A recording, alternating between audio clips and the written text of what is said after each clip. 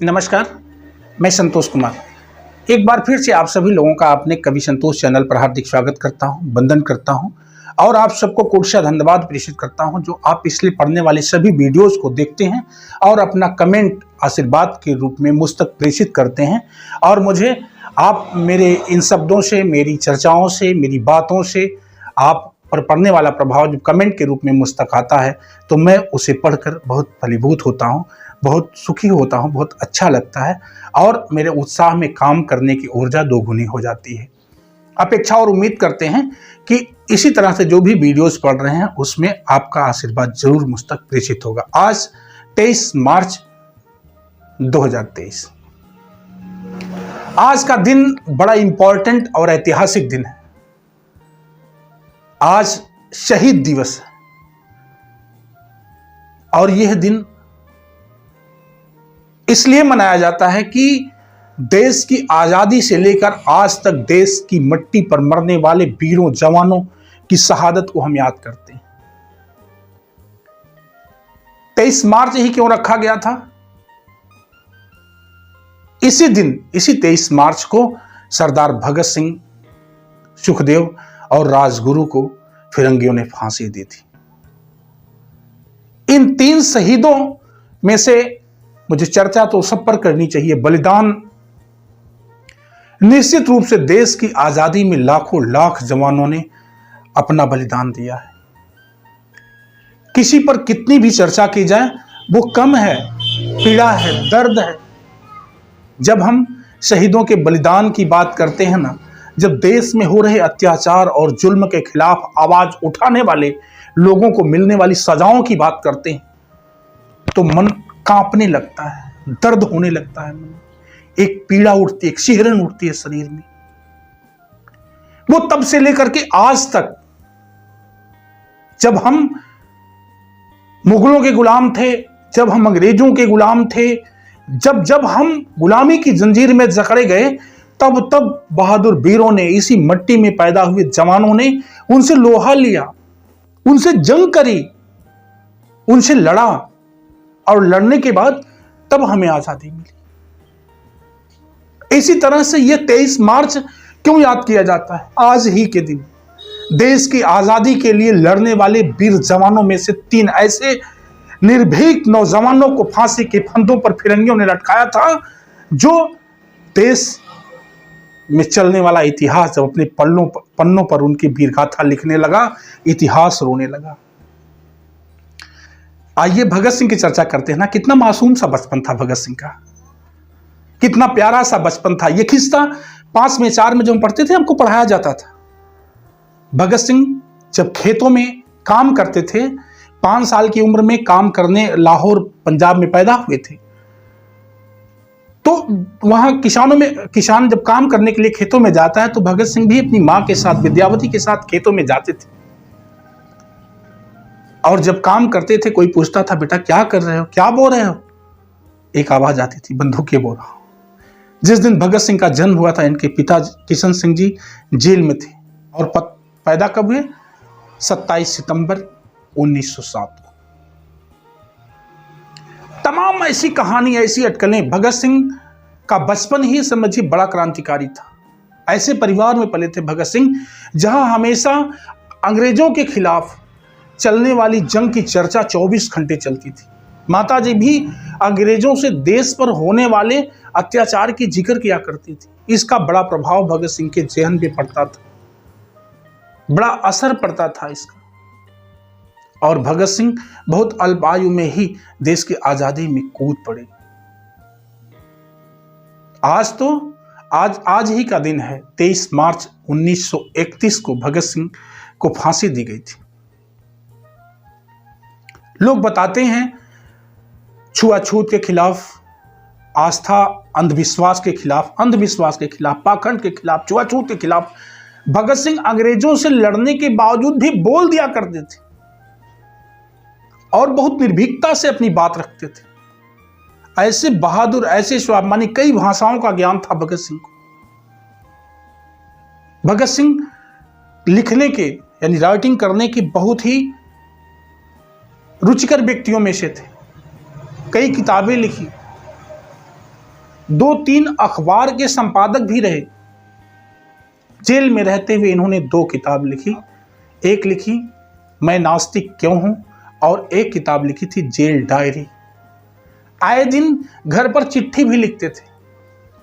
और पता है, इनके जहां ये जिस बैरक में बंद थे, जहां थे, उस बैरक की साफ सफाई के लिए ना एक मिस्टर, एक भंगी वहां आते थे काम करने के लिए।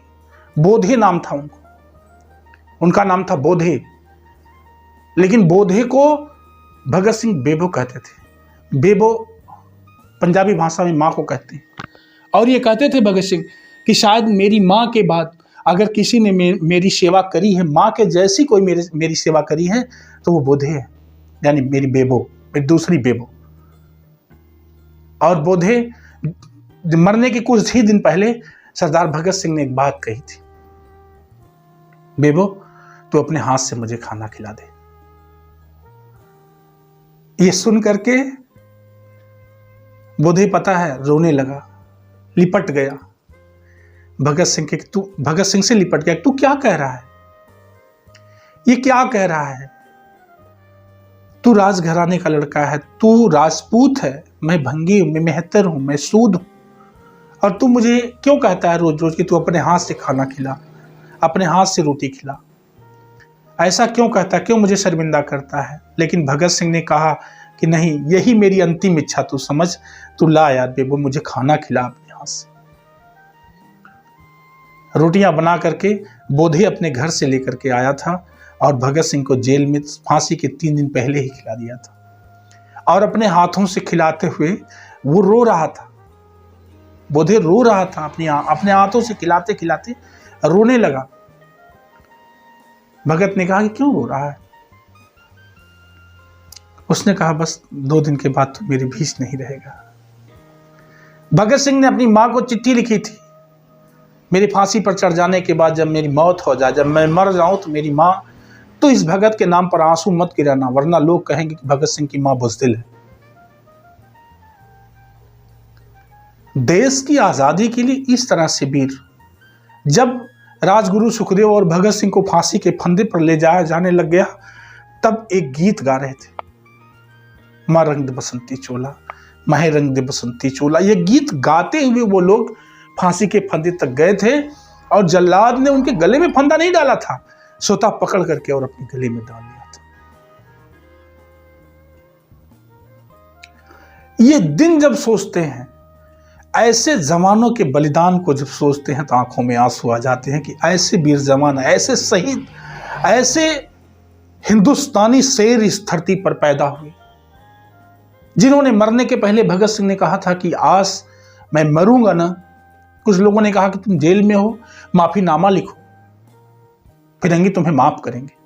उन्होंने कहा नहीं, मैं मरूंगा तो हजारों भगत सिंह इस देश में पैदा होंगे, हजारों भगत सिंह इस देश में पैदा होंगे। यह समझ करके भगत सिंह ने कभी माफीनामा नहीं लिखा फिरंगियों को। कितनी दर्द, कितनी पीड़ा है, और जितनी दर्द, जितनी पीड़ा है, उतनी नसीहत भी है। इनके बलिदान में, इनके त्याग में, इनकी शहादत में उतनी नसीहत है, उतनी शिक्षा है आने वाली पीढ़ियों के लिए, आने वाले नौजवानों के लिए, आने वाले देशभक्तों के लिए। इनकी शहादत में उतनी शिक्षा भी छुपी थी, उतना प्यार भी देश के लिए दबा था। ऐसे वीर बलिदानी पुरुष के शहीद का दिवस है आज, समझो। ऐसे बलिदानियों के देश की मिट्टी के नाम पर मर जाने, मर मिटने के दिन के नाम पर आज ही के दिन को हम शहीद दिवस के नाम से याद करते हैं। और इस अवसर पर देश के समस्त बहादुर सैनिकों को मेरी तरफ से हार्दिक शुभकामना, बधाई, जो भारत माता की रक्षा के लिए सीमा पर डटे हैं। ऐसे नौजवानों को मैं बधाई भेजता हूं और भरोसा रखता हूं कि हर भारत का वो युवा, वो जवान, वो भारतवासी सरदार भगत सिंह के जैसा कलेजे में अपने उत्कम उद्गार भर के, अंगार भर के देश के प्रति होने वाली अनैतिकता का विरोध करेगा, उसकी खिलाफत करेगा, देश की सेवा करेगा, वास्तव में असली देशभक्त बनेगा। किसी शायर ने लिखा था, शहीदों की मज़ारों पर लगेंगे हर बरस मेले, शहीदों की मज़ारों पर लगेंगे हर बरस मेले, वतन पर मरने वालों का बस बाकी यही निशान होगा। और एक इंपॉर्टेंट चीज बताते हैं आपको, 4 लाइन की शायरी सरदार भगत सिंह ने लिखी थी, जो अपने भाई को उन्होंने भेजा था, चिट्ठी लिखी थी, और उस चिट्ठी में 4 लाइन की शायरी सबसे नीचे लिखी गई थी। उस शायरी को मैं पढ़ना चाहूँगा।